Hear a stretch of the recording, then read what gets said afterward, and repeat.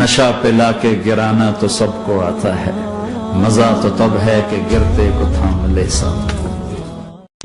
हजरत उमर रदी अल्लाह ताला अन्हो का जमाना है जब यरूशलेम फतह हुआ। हजरत अबू उबैदा बिन जराह रदी अल्लाह ताला अन्हो हजरत उमर को दावत देते हैं कि आप मदीने से चलें और यरूशलेम में पहुंचे। हजरत उमर मदीने से चलते हैं, कितना बड़ा काफिला लेकर के, कितना प्रोटोकॉल है।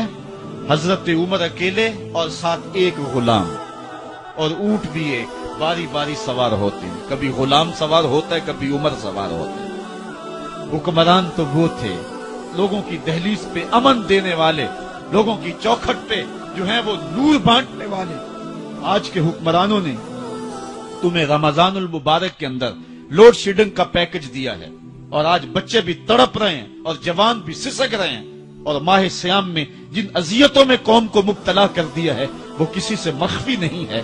और तुम्हें मैं हजरत उमर की कहानी सुनाऊं। हजरत उमर जिनको तख्ते हुकूमत पर बैठते थे और उनका तख्त को सोने जबरजद का नहीं था, मस्जिद नबवी की चटाई थी और सारा दिन वहां बैठ के लोगों की बातें सुनते। और जब रात के अंधेरे गहरे होते उमर भेष बदल के मदीने की गलियों का गश्त करते। कहा तुम्हारे घर से धुआं निकल रहा है और बच्चे रो रहे हैं, उनको खाना क्यों नहीं देते? कहने लगी उमर की जान को रो रही। उमर के पांव तले से जमीन निकल गई। कहा क्या हुआ? कहा 3 दिन से हमारे यहाँ खाने के लिए कुछ नहीं है, रोजाना बच्चे रोते हैं और मैं हंडिया के अंदर पत्थर डाल करके नीचे से आग डालती रहती हूँ कि बच्चे इंतजार कर करके सो जाएंगे। कम वक्त सो भी नहीं रहे और वो पत्थर पकेंगे भी क्या, और मैं उमर की जान को रो रही हूँ। हजरत उमर का कलेजा दहलने लगा। फौरन पलटे वापस बैतुल माल में आए, घी का एक कनस्तर लिया, आटे की बोरी ली, मिर्च मसाला जात बहुत कुछ उठाया, अपने कंधे पे रखा, बोरी अपनी कमर पे ला दी। उमर बैतुल माल से निकले तो आपके खादम असलम ने देख लिया, आगे बढ़ा, कहा मेरे आका मैं उठाता हूँ। उमर की आंखों में आंसू है।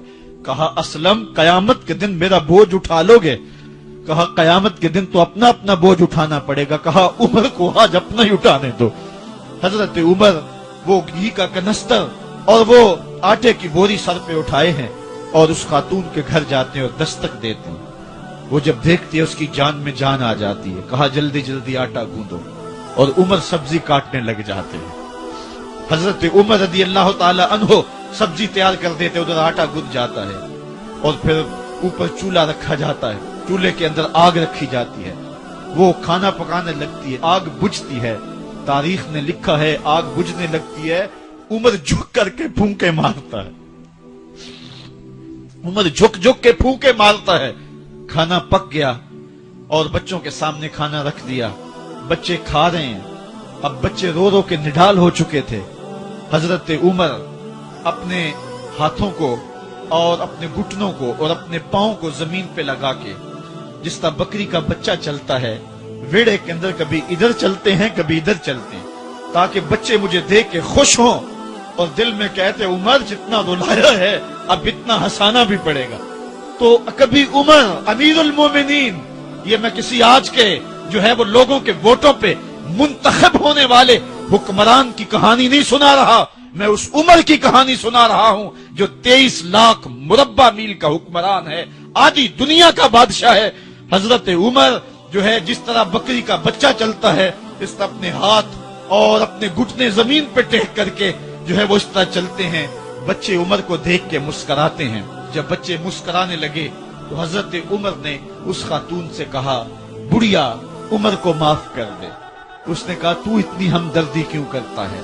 कहा उमर बेचारा बड़ा फंसा हुआ है, फिक्र है उसको यरमूक को, फुस्तात हुलवान की, जब फतह है मिस्र तो तैयारी है ईरान की। आते जाते वफद से मुलाकात भी करता होगा, आते जाते वफद से मुलाकात भी करता होगा और शब को मालूम हालात भी करता होगा। कांटों में उलझी हुई बेचारे की जान है, नींद उसको भी आती है, आखिर वो इंसान है। मेरी बहन उमर को माफ कर दे। उसने कहा नाना उमर की बात मेरे सामने न कर, कयामत का दिन होगा, उमर का गिरेबान होगा और मेरा हाथ होगा। जब उसने ये बात कही तो उमर बर्दाश्त न कर सके, بچوں کی طرح بلک بلک کے رونے لگے. کہا وہ بد نصیب عمر تیرے سامنے ہے, آج ہی کہلا جو کہنا ہے, قیامت کے دن مجھے معاف رکھنا. اس نے کہا تو عمر ہے؟ کہا بد نصیب عمر تیرے سامنے کھڑا ہوں. میرے عمر کہتے ہیں اگر دجلہ کے کنارے ایک بکری کا بچہ بھی پیاسا مر گیا, اس کا حساب بھی عمر سے لیا جائے گا. اللہ اکبر. میں اس حضرت عمر کی کہانی سنانے لگا تھا. حضرت عمر نکلے یروشلم میں. ایک اونٹ ہے, ایک غلام ہے, کبھی وہ سوار ہوتا ہے, کبھی آپ باری مقرر کی ہے. جب قریب پہنچے یروشلم کے تو عمر کی باری نکیل پکڑنے اور غلام کی باری اوپر سوار ہونے کی آ گئی. غلام نے کہا آقا میں مرضی سے اپنی باری چھوڑتا ہوں, آپ آ جائیں, دشمنوں کے مفتوحہ علاقے میں آ رہے ہیں, تازہ تازہ علاقہ فتح ہوا ہے, اسلام کی شان و شوکت ظاہر ہو. عمر نے کہا اسلام کی شان و شوکت ایسے ظاہر نہیں ہوتی, اپنی باری پہ تم بیٹھو گے, اپنی باری پہ میں بیٹھوں گا. لوگ منتظر کھڑے ہیں. دور سے جب دیکھا کہا اس کی ہیبت سے کانپتے تھے ہم, یہ تو کوئی حبشی لگتا ہے, رنگ کالا ہے, ہونٹ موٹے ہیں, اس سے تو زیادہ حسین اس کا غلام ہے جو آگے آگے چل رہا ہے. حضرت ابو عبیدہ نے کہا دھوکہ کھا رہے ہو, ہمارا آقا وہ نہیں ہے جو اونٹنی کے اوپر سوار ہے, ہمارا آقا وہ ہے جو لگام تھامے آگے آگے چل رہا ہے. حضرت عمر رضی اللہ تعالیٰ عنہ کو آگے بڑھ کے جابیہ کے مقام پہ حضرت ابو عبیدہ بن جراح نے استقبال کیا. حضرت عمر آگے بڑھے اور انہوں نے آگے بڑھ کر کے حضرت ابو عبیدہ کے دونوں کندھوں پہ ہاتھ رکھا. اور سنو حضرت عمر نے کیا کہا. کہا لا الہ الا اللہ انا کنا اذل قوم فاعزنا اللہ بالاسلام. کہا کہ لا الہ الا اللہ, اے ابو عبیدہ بن جراح ہم ایک ذلیل قوم تھے اور اللہ نے ہمیں اسلام کی وجہ سے عزت عطا کی ہے.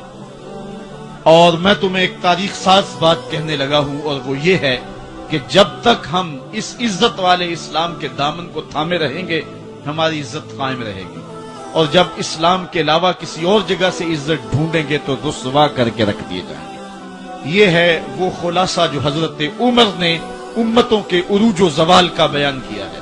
اس امت کو جو خیرات ملی ہے تخت و تاج کی, وہ پینٹاگون سے نہیں ملی, وہ واشنگٹن سے نہیں ملی, وہ وائٹ ہاؤس سے نہیں ملی, وہ محمد عربی کے جوڑوں کا صدقہ ملی ہے. اس لیے جب ہم نے اسلام سے انحراف کیا, پاکستان حاصل کیا گیا تھا. پاکستان کا مطلب کیا؟ لا الہ الا اللہ. ہم نے اس نعرے کو چھوڑ دیا ہوا ہے, ہم نے انحراف کر دیا. آج ہماری نظریں مغرب کی طرف لگی ہیں کہ تخت و تاج اس سے نصیب ہوتے ہیں, اور دنیا کے اوپر ہم رسوا ہو کے رہ گئے.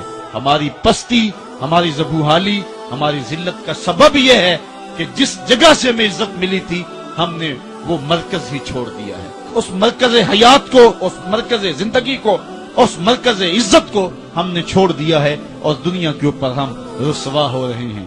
انہی حضرت عمر کی کہانی ہے. وادی تہامہ سے گزر رہے تھے کہ بچوں کی طرح بلک بلک کے رونے لگے. کہا عمر جوان آدمی ہو اور بچوں کی طرح بلک کے رو رہے ہو. کہا تم نہیں جانتے, مجھے بچپن کی کہانی یاد آ گئی. کہا کیا کہانی ہے؟ کہا یہی عرض تہامہ تھی. میرے باپ خطاب نے مجھے 5 اونٹ دیے تھے. کہا انہیں لائن میں کھڑا کرو سیدھا. میں آگے والا سیدھا کرتا تھا, پیچھے والا ٹیڑھا ہو جاتا, پیچھے والا سیدھا کرتا, آگے والا ٹیڑھا ہو جاتا. میرے باپ خطاب نے مجھے بڑا مارا. کہا ایک عرب کے بیٹے ہو کہ تم سے 5 اونٹ لائن میں کھڑے نہیں ہوتے. کہا ایک زمانہ عمر پہ وہ تھا کہ اس سے 5 اونٹ لائن میں کھڑے نہیں ہوتے تھے, اور آج شرق سے لے کر غرب تک 23 لاکھ مربع میل کی حکمرانی اور انسان بھی لائن میں کھڑے ہیں. یہ محمد عربی کے جوڑوں کا صدقہ نہیں ہے تو اور کیا ہے؟ عمر سے تو 5 اونٹ لائن میں کھڑے نہیں ہوتے تھے. تو یہ عزتیں, یہ تخت و تاج, یہ حکومتیں ہمیں حضور کی دہلیز سے ملی. جب ہم نے اس دہلیز کو چھوڑ دیا تو دنیا کے اوپر رسوا ہو گئے اور ذلیل کر کے رکھ دیے گئے. آفاق کے ہر ہر گوشے میں قرآن سنا کر دم لینا, اب رکنا نہیں, اب تھمنا نہیں. فردوس میں جا کر دم لینا,